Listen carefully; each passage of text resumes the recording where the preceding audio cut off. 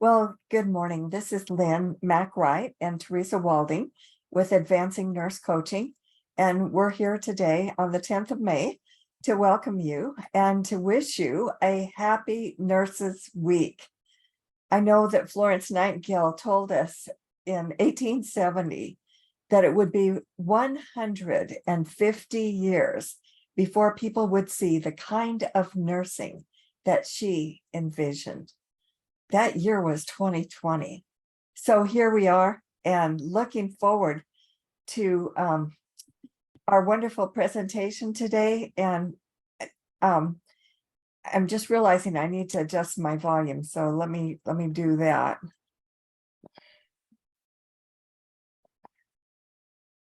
Okay, not too bad. We have offered one continuing education credit for the completion of this program and your evaluation. And that will be, that link will be sent to you by email, so you can be watching for that. And how would you like to begin, Teresa? Do you want to say a bit about your journey? Yeah, so my name is Teresa Walding. I live here in Central Texas. I've been a nurse since 1993, worked in a lot of different areas. I don't think I ever worked one job by itself. I always did something else along with it. I mean, it's kind of, I don't know, us nurses like to learn things and do things. And I came to this nurse coaching after a conference that we did where Dr. Keith Blevins spoke to us in 2015. And just my journey up until that point, you know, while I loved nursing, I was tired, I was burned out, I was in pain, and I was thinking about quitting. And I went to this conference and I heard about how our thought works and how it's completely interrelated, connected, never separate from our health. And I heard something about that in the middle of that conference, I experienced a healing. And it wasn't like you would think. It was just a recognition of this deep innate health that we have, and that the world I had made up that had become too heavy to carry was actually what was causing my pain. And I was able to let it go in that moment, and the pain disappeared. And I thought, nurses have to know about this, because I've been looking for years. I've been a lifelong learner. Holistic medicine and modalities and all of that had been a part of my life since I was a little girl. We grew up going to naturopathic doctors and chiropractors. We went to medical doctors when we needed to, but I had this wealth of knowledge, but I didn't know what to do with it. And these principles that we're going to talk about today, first uncovered by a man named Sydney Banks, who was actually just a 9th grade educated welder, had an experience and an insight about human experience that completely changed the way I looked at the world. So that's what I want to share today, is how this journey that both Lynn and I have been on, and many other people, this 3 principles is in 63 countries. So it's literally worldwide already. And Lynn and I want to bring it to nursing, because we feel like nurses are the healers that help people get into that state of health where the body just naturally heals itself. To me, that's what nursing is helping put a body into a state of health, which is exactly what Florence Nightingale said in her notes on nursing. Nursing is knowledge, the knowledge of how to put a body into a state of health. It's knowledge that everyone ought to have. And so from that point, I was like, then Lynn and I went through the experience of learning how to articulate or pass on this knowledge that we had learned. And what has come up from that is what I'm calling the 3 principles self-care plan. And it's about you. It's about how you work, how your mental life, which is not separate from your physical experience, and how you navigate to create this health, wealth, and life dreams that we all are looking for. I mean, I don't know anyone who doesn't want to feel healthy, happy, and alive. I don't know anyone who doesn't want that. So that's the jumping off point here. So just a little housekeeping. I know we all have a really busy mind. You're going to try to figure this out with your intellect, but I would like for you to listen with an ear to hear something new. So I'm going to sprinkle a little pixie dust in the room. We're going to put your little mind to sleep. Your opinions, you're like, oh, that's, and try to figure it out. Just kind of let it go for a little bit and just kind of try to hear what I'm pointing to. And I think you'll be really surprised because it was very powerful for me. Many people that I've coached now over the last 7 years and the school that we teach in, Advancing Nurse Coaching, this is the only thing that we teach. And we've had people come back and they're like, oh my gosh, this is helping me in places I didn't even know, like a job interview, like boyfriends, like children, all of it. So that's the learning, that's the top starting point for us here today. Most of anybody who's kind of learned something new. So there's like 4 stages that we go through when we're learning something new, whether it's school or a new job or any of that kind of thing. But there's like 4 phases. The first phase is, I don't know that I don't know. I have no idea that I even need to know this. Second stage is, I know that I don't know, and my interest is piqued. So I begin to listen a little differently for it to have meaning for me. Once you know, you begin to grow and it starts to show, like it becomes easier for you. You become competent in your job, or you begin to see how your own thinking works. The fourth phase is you simply go because you know. You don't second guess it. You don't question it. You just be it. You become it. And it's an ease that appears in our life that helps us move forward. All of my notes here.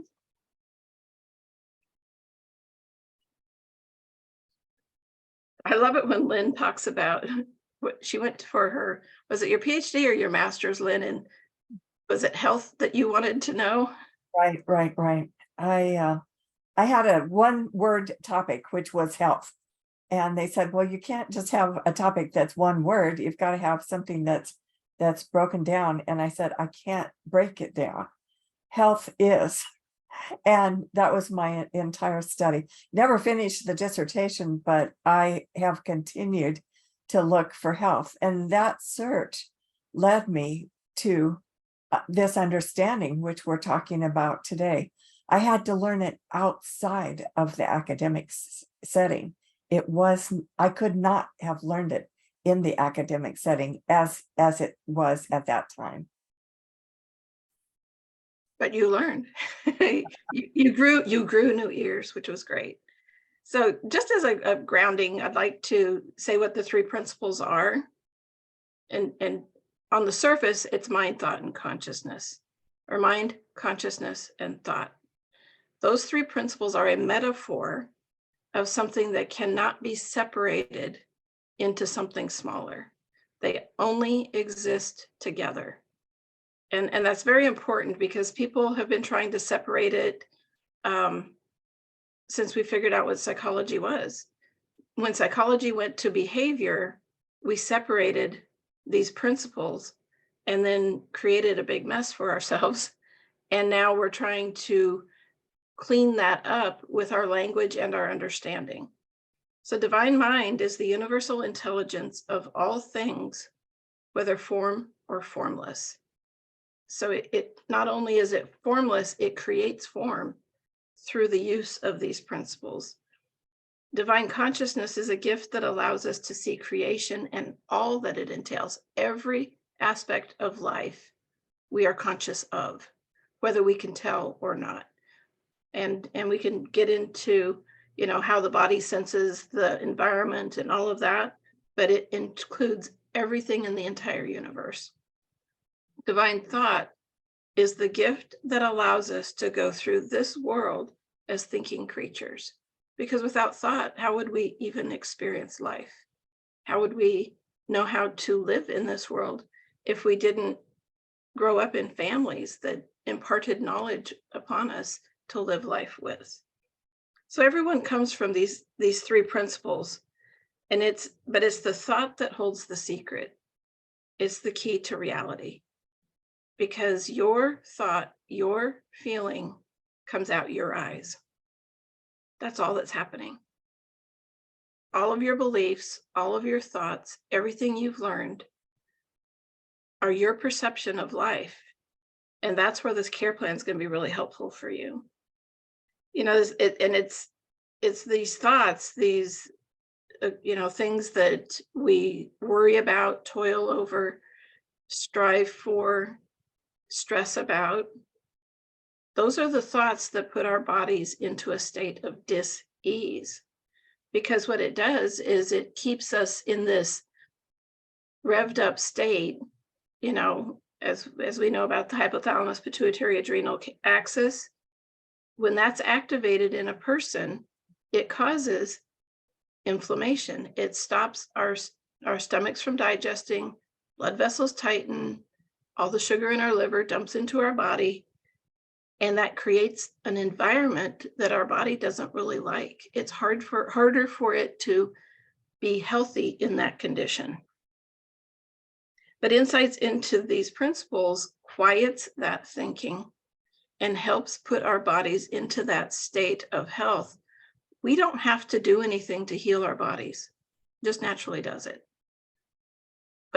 And there are things in our world. I mean, we wouldn't be in nursing and healthcare if we didn't think there was potential for us to impart, whether it's a cleaner environment, caring, good nutrition, or medications or treatments. All of those are part of this putting a body into a state of health. But it truly is our thinking and our view of life that helps us to be in a state of health or not. There's a quote that I like that it says, "Inside you is a divine wisdom. A divine wisdom is an intelligence, a divine intelligence before the contamination of human thought." That's why your intellect is human. The human thought I'm interested in is insight. Insight is where we find wisdom and innate health. If you can touch that, any health that's there becomes the miracle that we're looking for.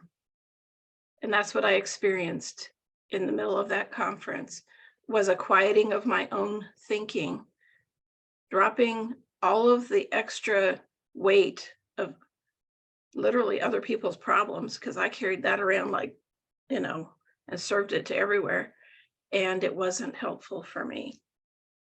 So the principles can point us into the right direction and help us to discern why this would be helpful. So I'm going to share my screen because this is the care plan I'd like you to take a look at. And just if you want to write down these top 5 categories, while you're doing that, I'm just going to kind of talk about them just briefly. It's more in action that I think you'll find the value of it. So the problem can be any problem you can think of. It doesn't really matter. If you want to try this out for yourself today, pick something really small. Maybe it's a conversation or a relationship, or just something that you would like some clarity on. And we're going to talk about it from the inside out, which is aligned with these 3 principles. It speaks to a truth which touches our wisdom that helps us to navigate life a little bit better. Most people don't know it, but they live in this outside-in misunderstanding of how this system works, these 3 principles thought system. But it's not aligned with the principles. It's not true. It comes from our intellect. It comes from what we think we know. And That's not to say that we don't know that there's this innate health or this wisdom available. We experience it all the time. But one of the key indicators that we're using our personal thinking in a way that it doesn't work is when we're suffering, when we're experiencing that stress and anxiety, and whether it's dissatisfaction of life, feelings of overwhelm.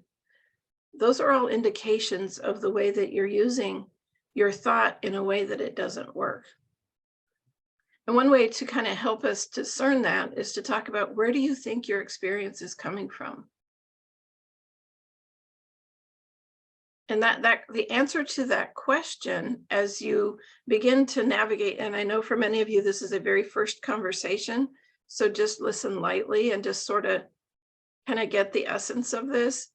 This is a coaching conversation, a deeper conversation with people, that is incredibly helpful as their understanding unfolds.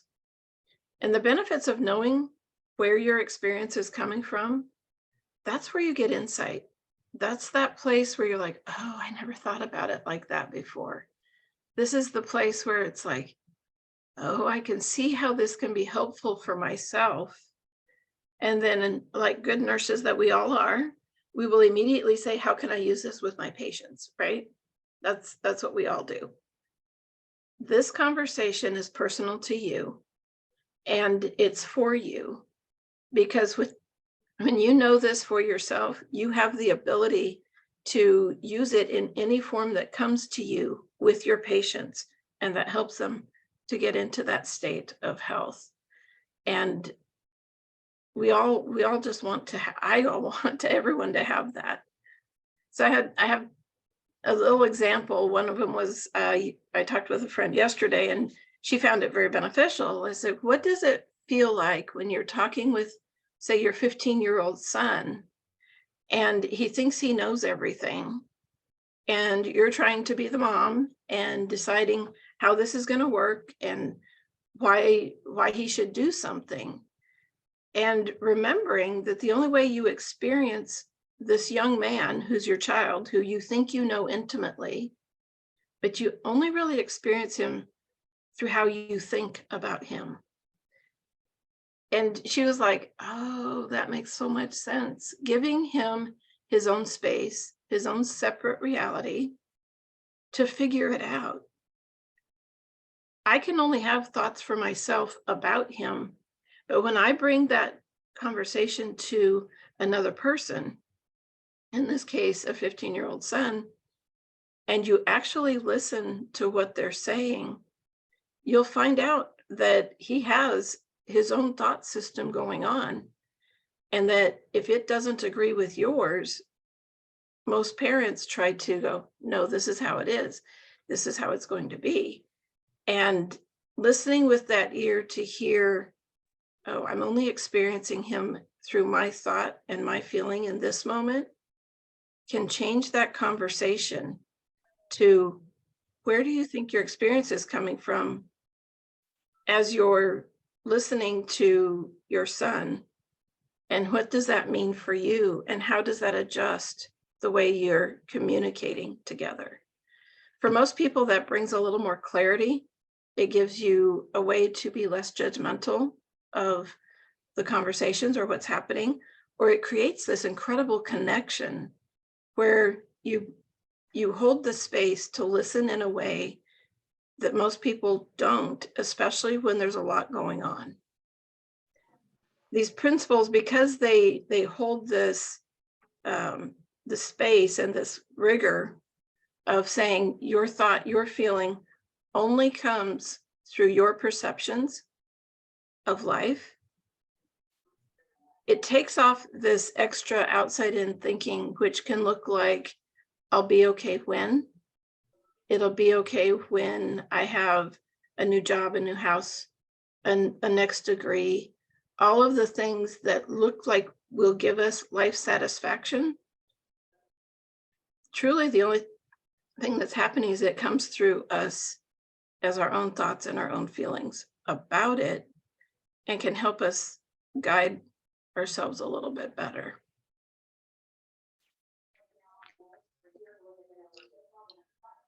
think one of the other state places that I see these principles really helpful.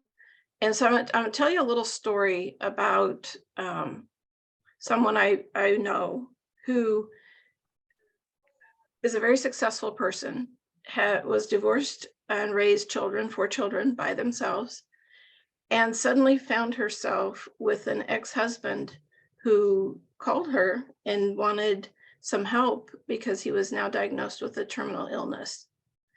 And, you know, the thought is, well, he's my children's father. Okay, we'll take care of it. There was some love for this person at some point, and knowing that he was not in a good situation to take care of himself, invited him back into their home. And that takes a big person to do that, to make a decision to take care of someone like that. But the hope was that you know he would have a good death. He was on hospice. But what ended up happening was they brought him to the house. They connected as a family. He had a diagnosis of, now I can't remember. Anyway, he had 4 tumors, like near his lungs, and they thought it was just a matter of time. But by bringing them home and caring for them, making a good environment, connection, good food, they went to an appointment and the tumors weren't there anymore. And I thought, well, how does that happen? Was the diagnosis real? What happened? And my observation and in the conversation was, you put the person's body into a state of health, and the body was taking over, doing what it does to help heal the body. Now, do we know if that's how long that will last?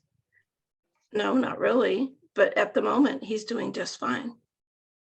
And the family is healing. They're having those conversations that they never got to have through the years. And the healing of the family is happening, which is an amazing outcome for just taking that first step to say, okay, I'll take care of you through this time in your life. And it's something that just happens for people when they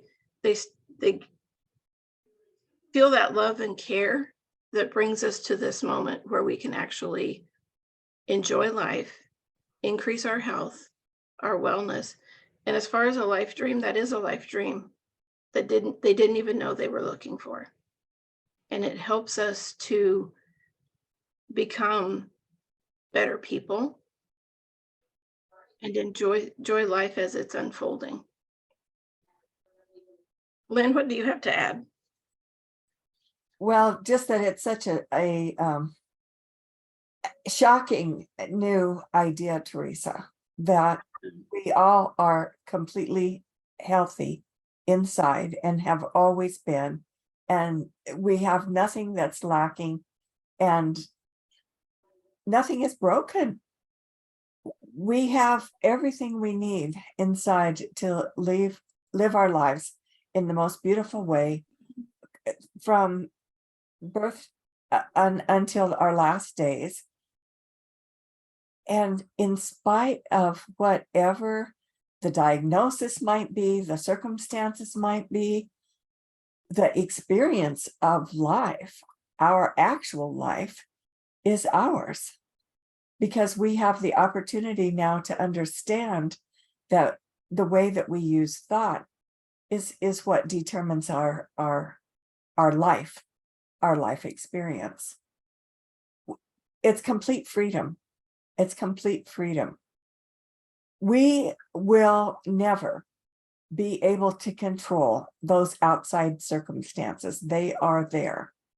But what we do have is the ability to be in harmony with the intelligence of all things, to be in harmony with the consciousness of all things through our thought. That's our piece of the puzzle.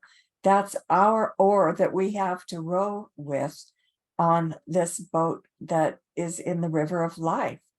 We can only know our experience because we can only experience our experience. And for us to be able to share this now is the work of nursing. Yeah, I see this as what nursing is, what it's becoming. As we evolve here, you know, nursing has had a really hard time describing what we do for people. And I could feel that I was kind of off in my description of this. So I'd really like to have more conversation, because it's really powerful. It's really important for us to understand this inside out nature of life, this wisdom and alignment of how life works in our everyday life, not someday, not when I figure it out, but right now. Our ability to notice our own thinking and to know that it's ours 100% of the time is quite shocking, because this outside in, not aligned, untrue side in this column is where we suffer. It's that part of us that allows circumstances or things that people say to us, or, you know, even, well, as if you just think about nursing right now and how much burnout there is and how much discontent with nursing, it looks like it's the system that's hurting us, that's not, you know, helping us. We feel like we're going upstream all the time. That comes to us through our thought. It's our thought that it's hard. It's our thought that it's the system that's responsible. The truth is, it's our thinking about it. But if everyone in the world is blaming the system and we get caught up in the conversation, it takes us down a road of never-ending circumstances and reasons for why something is the way that it is. We're not part of the solution from that direction. When we realize that we've headed down this path, calling it outside in, not aligned with principles, we forgot that we're the thinker. We forgot that we were the ones deciding what all of this means. When we notice that, we can become part of the solution. We stop judging each other. We stop self-criticism, because why would we hurt ourselves like that? Why would we want to look at all of the bad things about us and you know, make up stories about why things are, or why I am the way I am? There's no judgment. We are innocent. We didn't know we were creating it. But سلامتی، شما چه خبر؟ خوبی؟ hello. But now,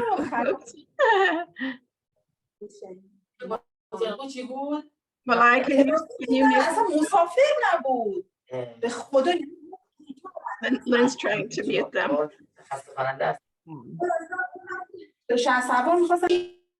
There we go. Sorry about that. So that's one of the places where we can really look at who's creating this experience. It was really sweet. Yesterday, we were talking to a lady named Mohima, and she said there were 5 or 6 people in a room trying to make policy for human trafficking in her country. And after 5 weeks, they were no closer than they ever were to coming to a decision about what to do. And she realized that none of them were listening to each other. And one of the people in the room kept telling her, "You're not listening to me."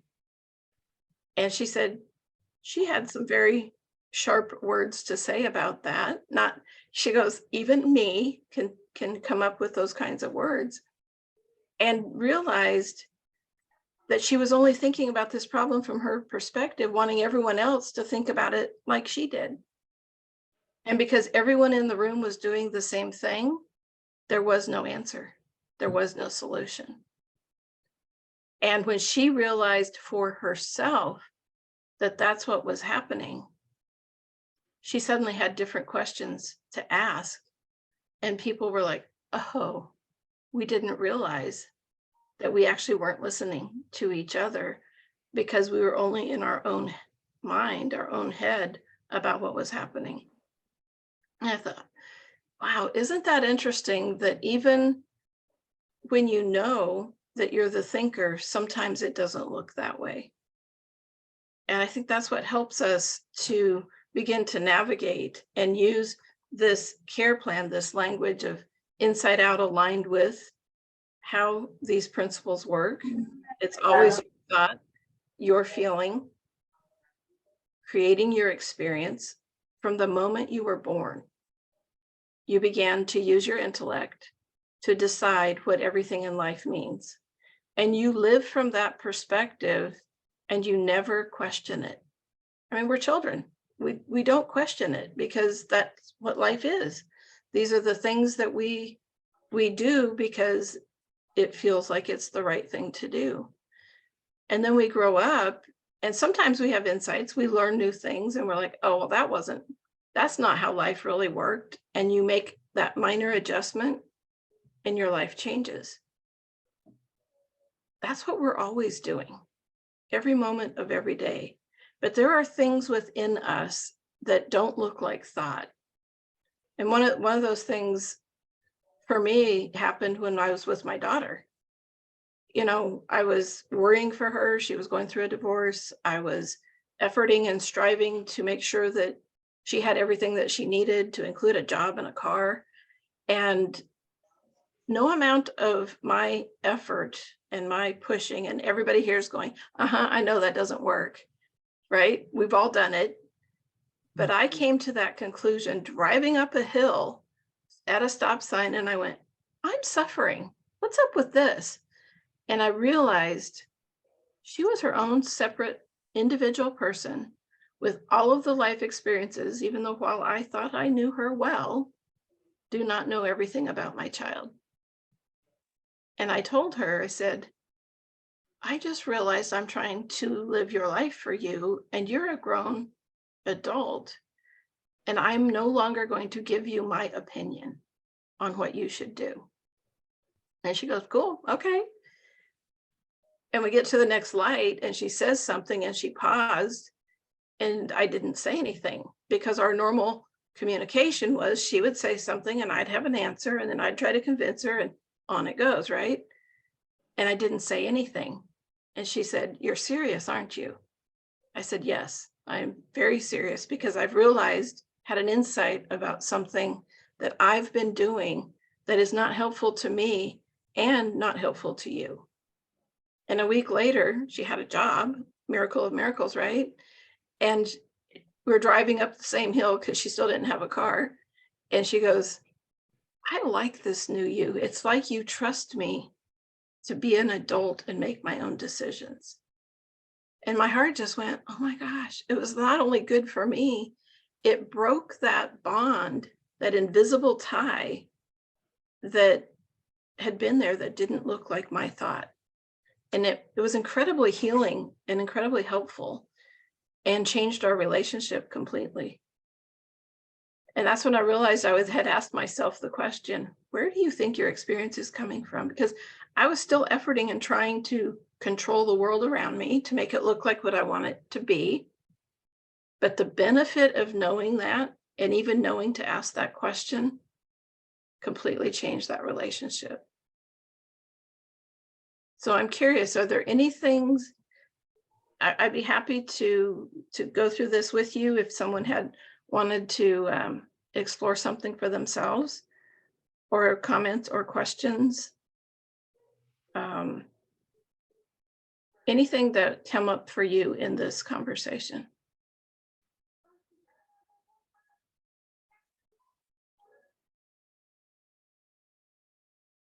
You're allowed to unmute yourselves.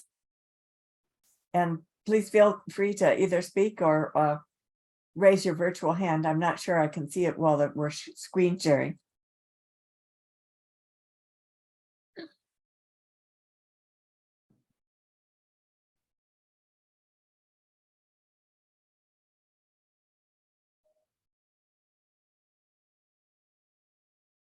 Was there anything I said that was a little unclear that I can clarify? Because I know it's hard to hear something for the very first time or even the 10th time for me of how a care plan like this could be of true benefit to not just yourself, but to anyone.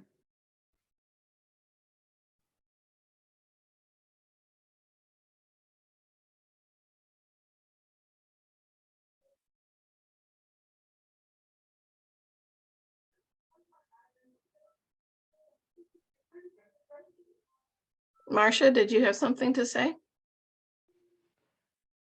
Um, it just, I don't know, it just keeps making me think of your authentic use of self, just being present, hearing and understanding what that other person is experiencing. It's just that if you use yourself to be present, it allows that person to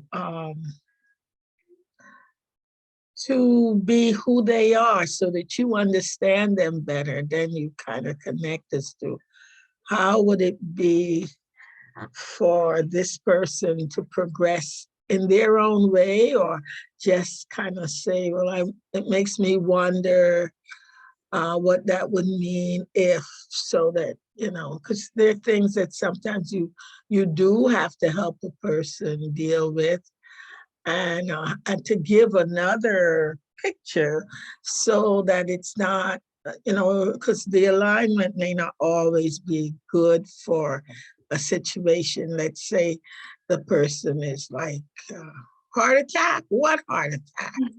Right. No? Yeah. Yeah. And then I say, well, what if there was one? What do you think you would do in that case?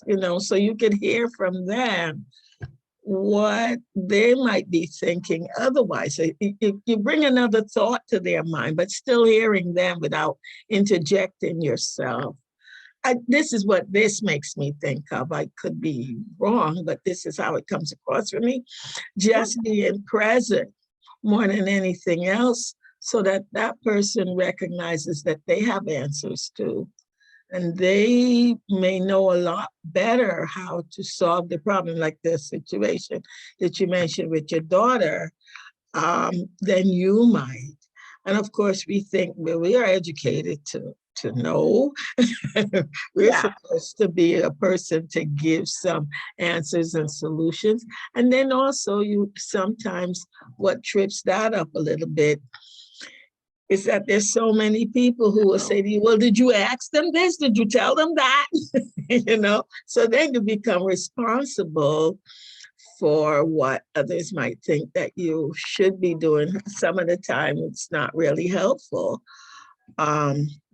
So it does take some juggling in the brain to make it become something that you use systematically and safely too, because you don't want to have people saying, well, listen, the standard is, and you say this, and that kind of thing. So, I mean, I don't want to take it off from where you're saying, because I fully understand that we really don't listen well enough. We don't hear the other person well enough.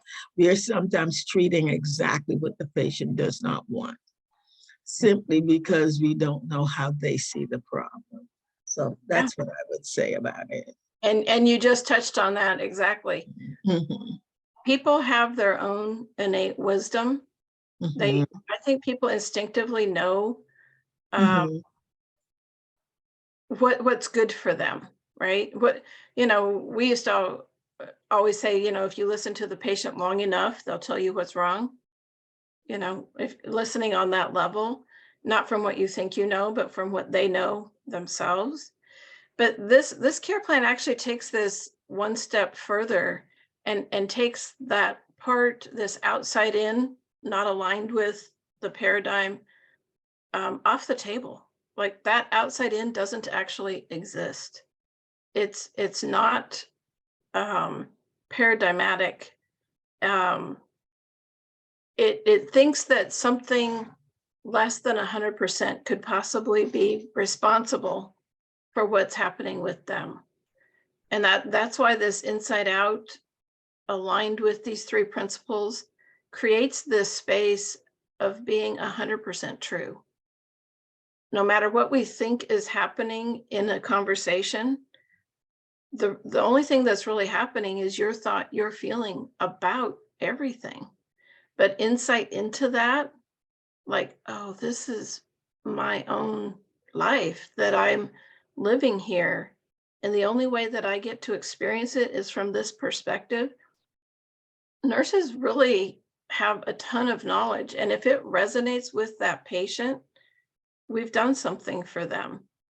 But it only goes to them if they agree that it's true for them. It's like giving discharge instructions. Not only are we giving them when someone's leaving the hospital, they've been sick and maybe still not feeling well or medicated, and we're giving them all the things they need to do when they get home. How many of them listen? Very, very few.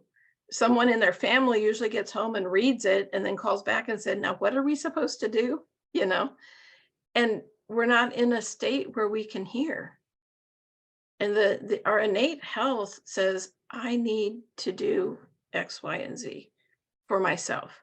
But the healing happens automatically. We're helping someone be in a state of health. And it comes to us through that internal knowing and internal knowledge. It's really remarkable, I think, to take all of the circumstances and people and situations and just let them be the circumstances or situations without the feeling on it. When we look at life from that perspective, kind of through your mind's eye, some other things might show up, like beliefs that maybe aren't true, or some way of thinking about that circumstance that makes it harder for you to deal with. But knowing that it's your own and you can have internal knowledge and wisdom come through you by quieting your thinking just enough to stop the outside noise, there are new answers there for you. They help us navigate life. It makes it easier to understand other people and ourselves.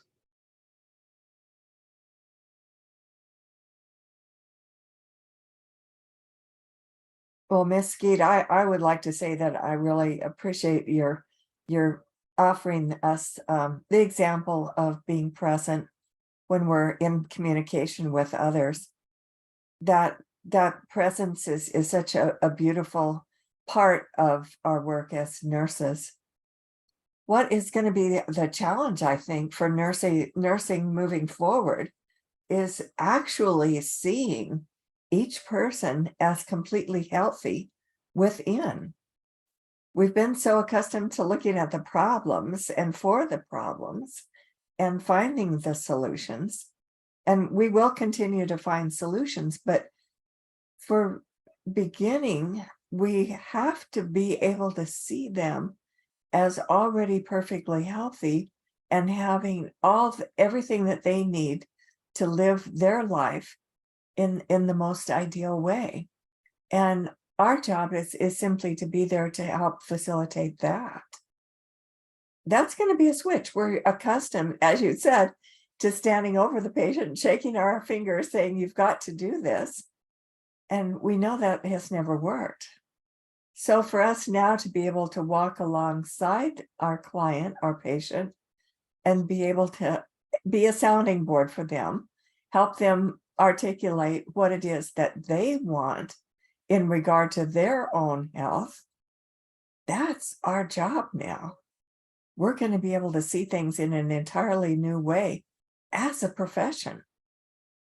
And it's going to be liberating for us. It's going to be liberating for our clients. It already is. This is already being practiced all over the world and in 63 countries worldwide. But we have a profession that is the largest profession in the world. And so with 14 million of us bringing this new understanding, which has always existed and has never been, we've never been without it, but we only have more modern words to say and articulate it now. The future, wow, the future of nursing has never been more bright. And we consider that nurse and patient interaction to be a sacred interaction. Yes, others might say, well, did you ask this or that? But in the moment, as a licensed health professional, the words that came to you to share with that patient in that moment are the perfect words. And we can't mess with that chemistry because we weren't in that conversation. You were. And we're going to have to recognize that for ourselves and for our colleagues, recognize that for each other and for our clients, our patients as well. The Gallup poll has shown every year since 2001 that the nurses are the most ethical and most honest, therefore considered to be the most trusted profession. So we have the trust of the public, but now we will begin to grow our value as nurses in regard to our respect, their respect of our profession and what we have to bring to the table.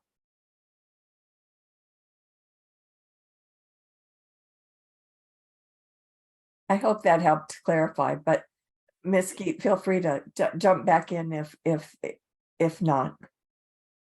I'd like to take that off the table. Do we want to go back to gallery? Yeah, you can go back to gallery. I want to thank you for being here to listen to this first pass through this care plan. I would like to just keep refining it to find the words better. It's much easier to explain it like in an actual coaching conversation with people because it's personal to you. When it's a personal thing for yourself, it just helps make that understanding this inside out nature of life become more clear and live for you.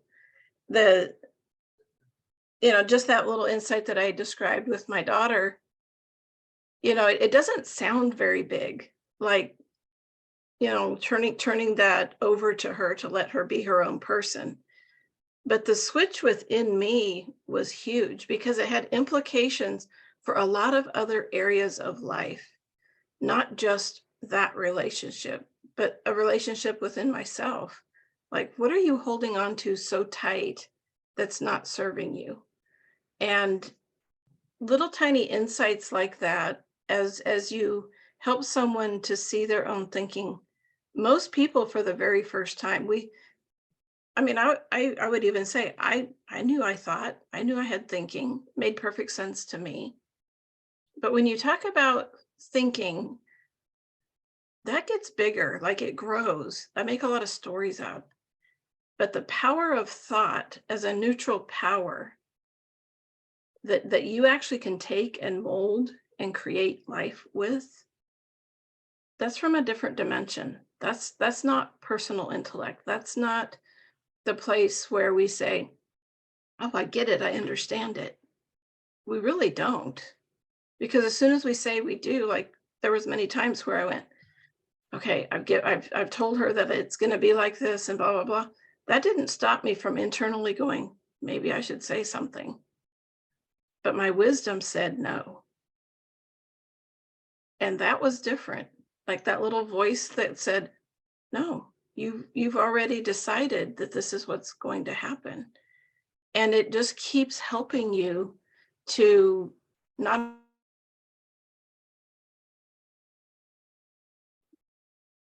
Oh, she got internet problems at the freeze. Sometimes my mind is really busy.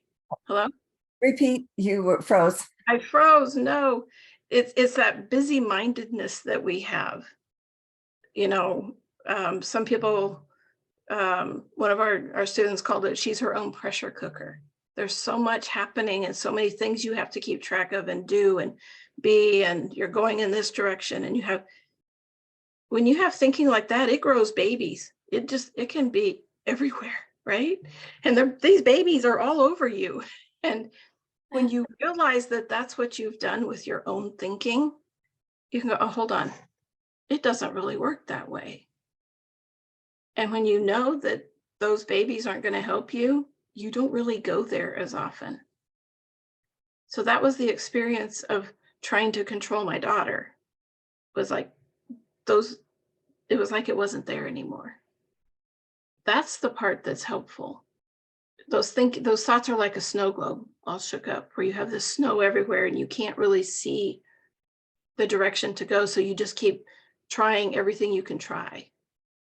But when that settles down and your mind becomes a little quieter, all of a sudden new answers come, new thoughts come to us that help us navigate life a little bit easier. And that's that part of, I don't know, I didn't know. And then hearing like maybe one thing that helps you, oh, I can see where that might be helpful. And then you start looking for it.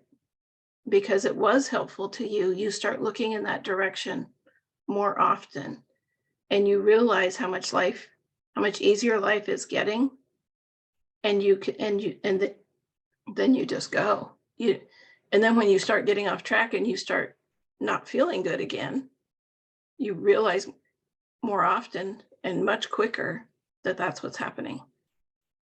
That's how this becomes self-correcting and self-navigating.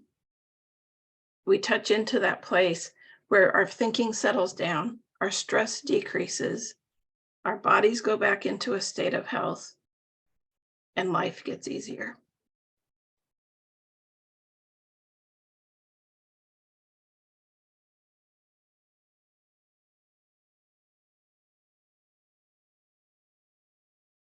I guess, just talk a bit, Teresa, if you would, please, in regard to collegiality and collaboration. I saw this in a really big way because, sometimes we have colleagues who are hard for us to deal with, and or there's certain things that they do that sort of irritate us, if you will. And then I have to laugh because it's like, oh my gosh, that's probably me too. Because if they're doing it, I'm doing it. We're all using our own thoughts, our own way of being in the room with each other. And knowing that it's my thoughts helps me have compassion and listen to them differently. And one really, really quick example is one of our students said that she had a colleague who she trained into her job because she didn't want to take the full-time job. And one day the colleague came in a bad mood and told her, you don't know how to do your job.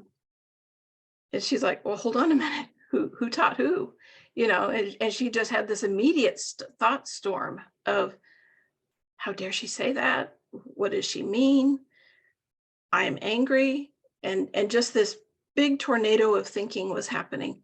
And she knew enough to sit at her desk and ponder just for a minute what that meant. And she realized that she knew that it was her thinking about the situation, and realized that she wasn't upset with what the other person said. She was upset about what she thought the other person thought about her. And she had to laugh because it was like, oh, that's what's going on. And she just let it go. And this person came back later and she goes, I'm so sorry. I was in a bad mood. I was having a bad day. And all she had was gratitude.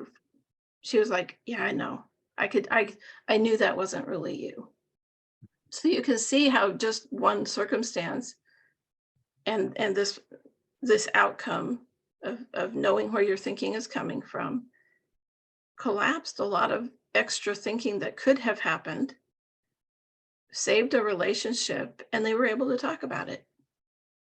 We can do that with anyone, everyone, if we know to stop our own thinking and close our mouth before we say something in reaction and give us that pause to respond appropriately to our circumstances. That's that quieting of your mind, allowing yourself to realize it's you and live life from that perspective. I could see how so much, I don't know, what would you say, strife and chaos and bad interactions would be off the table if everyone knew that. And I've watched it. Our students have come back and said, oh my gosh, I look at my colleagues so much different. They're just doing the best they can. I have compassion because I can tell they're having a bad day. It gives us a way to interact with each other that's healthy. It's that state of health.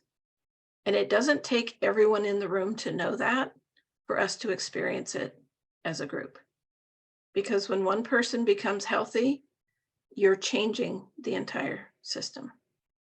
You have to. Because I've also been in the grapevine. The grapevine is a great place to find out all the things and solve all the problems. Problem is, no one hears you. You're just complaining. You're creating babies.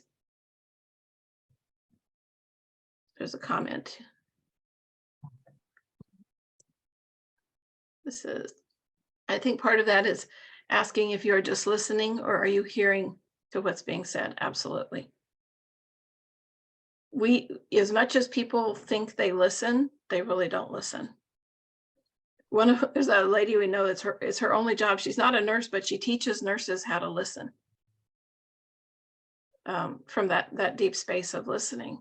And I think the deep listening comes when your mind quiets, when you begin to take extra thinking off your mind, you begin to hear what you haven't heard before. And it's wisdom. It's wisdom that's coming through. It's not your intellect. It's that divine mind wisdom that allows us to create that space and that healing for ourselves and for each other. Thank you so much for being with us today. Just look for that link for the CE, and we'll be back for office hours. We're going to be doing a Q&A on the 17th, so that'll be 1 week from today. And look forward to questions. And in the meantime, have a wonderful, wonderful Happy Nurses Week.